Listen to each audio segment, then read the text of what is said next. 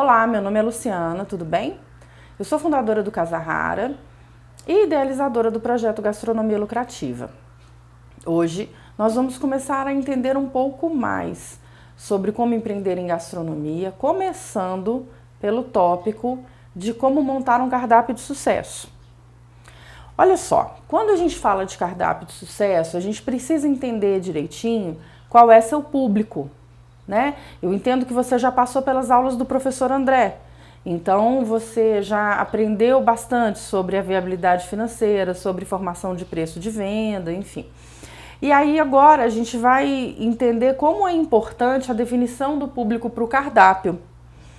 E aí quando a gente pensa em definir público, inevitavelmente a gente leva em consideração a nossa localização. As preferências e desejos, você tem que fazer uma pesquisa, você precisa entender o que seu público come, o que seu público veste, onde seu público passeia, para que você esteja alinhado com todas as expectativas.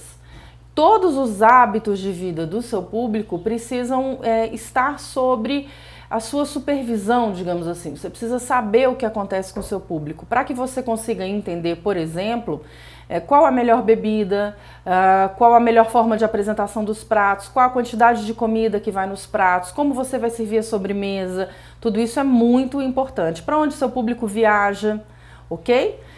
Então, após você ter definido o seu público com base na localização, nas preferências e desejos, você vai entender qual a viabilidade do seu negócio. Também o professor André já conversou sobre isso. Você possui ou não possui capital para empreender nesse momento? Também é importante você entender se o seu perfil é realmente um perfil empreendedor. E aí a gente vai, depois que isso estiver tudo afinadinho, a gente vai ter o cardápio certo no lugar certo. E aí fechamos, estamos muito bem como empreendedores. A função básica de um cardápio é ser veículo de nutrientes. Trabalhar com o estímulo emocional das pessoas. Todo mundo aqui acho que já viu aquele filme Ratatouille, né? Que o crítico se encanta pelo prato justamente por esse estímulo emocional. Existe hoje em dia uma tendência no mercado do comfort food, que é justamente aquela comida que lembra a comida de mãe, que lembra a comida de casa, então as pessoas buscam muito isso. Existe também a questão do estímulo emocional pelo lado do restaurante mais luxuoso, mais glamuroso, que as pessoas também buscam isso como um referencial, como uma proposta de reconhecimento pessoal e profissional. Existe também no cardápio a função de estímulo sensorial. Através do cardápio, através do que você serve para o seu cliente, que ele vai descobrir por que ele tem um céu dentro da boca, né? Eu sempre digo isso. A comida tem que ser uma coisa que a pessoa coma e diga assim, que delícia. A gente precisa conseguir essa reação do nosso cliente. Então é um estímulo sensorial, também é um veículo para o qual você consegue fazer através das diferentes texturas, através das diferentes misturas de cores, de sabores, você consegue brincar ali, muitas vezes com uma coisa um pouquinho doce, outra um pouquinho azeda, um produto mais macio, outro um pouco mais crocante, então tudo isso você consegue muitas vezes mesclar no mesmo prato e fazer com que, além do estímulo emocional, o cliente também tenha o estímulo sensorial, ele também perceba sensorialmente o que está acontecendo no seu cardápio. Existem cardápios onde os chefes elaboram com o intuito de que as pessoas comam com a mão mesmo, que elas peguem, né, a chamada finger food, que ela pega ali a comidinha e come e tal. Existem coisas que quando a gente vai no steakhouse, a gente já utiliza a faca certa. Então tudo isso está envolvido nesse estímulo sensorial. O cardápio vai fazer com que seu cliente tenha o estímulo de fome ou de saciedade.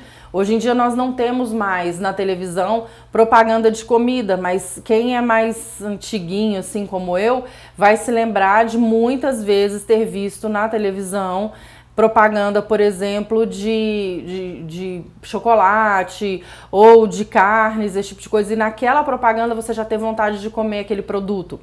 Então, ele também consegue estimular a fome ou a saciedade. né? Ele pode, uma foto bonita, pode fazer com que a pessoa tenha fome, tenha vontade de comer. Um videozinho bonito no Facebook, no Instagram, pode fazer com que a pessoa deseje aquele produto. Também o vídeo de um produto que seja meio que uma gororoba pode fazer com que o cliente faça, ah, não quero comer isso, que comida estranha e tal. Então, e além de tudo, ele é um agregador social. O cardápio funciona, né? O fruto do cardápio, na verdade, ele funciona como um agregador social. As pessoas normalmente se reúnem em volta de uma mesa para conversar sobre negócios, para confraternizar, para um mero almoço, tudo acontece ali em volta de uma mesa. Então a gente vai sempre falar aqui agora um pouco sobre as técnicas, né? O que eu gostaria de chamar a sua atenção com relação às técnicas. Mesmo que você trabalhe com comida caseira, não despreze as técnicas gastronômicas. Estude, chame uma consultoria especializada, veja vídeos. Hoje em dia a gente tem um montão de vídeo no YouTube que ensina um monte de coisa, faça cursos online, mas aprenda sobre as técnicas independentemente de qual é a sua proposta gastronômica. Por quê, Luciana? Porque a técnica vai dar ao seu produto um sabor final mais interessante, uma textura mais interessante e vai diferenciar. Se você está assistindo esse vídeo e ainda não domina a questão dos cortes de folhagem hortifruti, por exemplo, Brunoise, Julienne, Parmentier, tá na hora de você dar uma estudada, porque você está aqui, porque você já tem ou pretende abrir um negócio em gastronomia. E é importante que você veja, por exemplo, que uma simples diferenciação em um corte pode fazer uma grande diferenciação na sua salada, na apresentação do seu prato final, ok? E isso é um exemplo de uma técnica que pode te ajudar muito. Eu vejo muitos estabelecimentos, por exemplo, não selando adequadamente as carnes.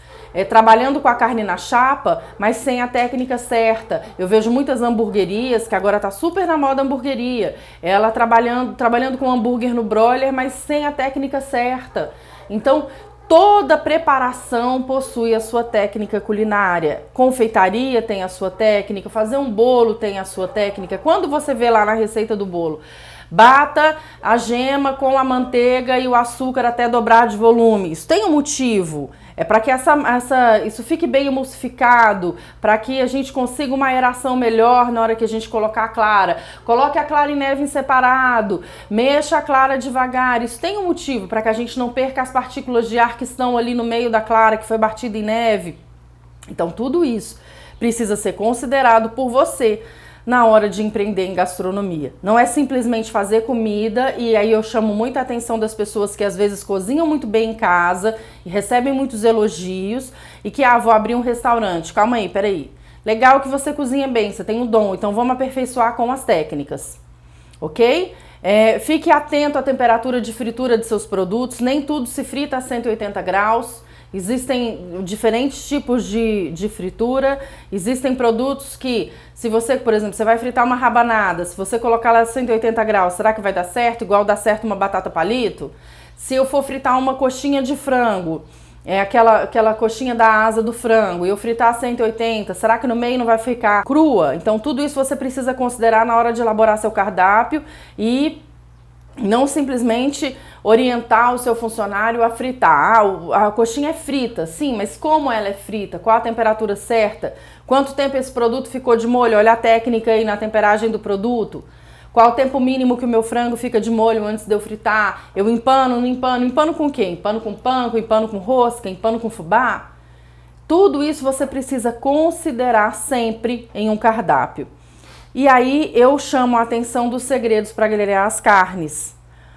Como assim, Luciana? Diversos tipos de carnes podem ir para uma chapa, mas alguns tipos de carnes podem ir para um broiler, que é um equipamento específico. E aí eu vou chamar a sua atenção para conhecer os equipamentos. Aqui na frente, daqui a pouquinho, a gente vai falar mais sobre equipamentos de cozinha.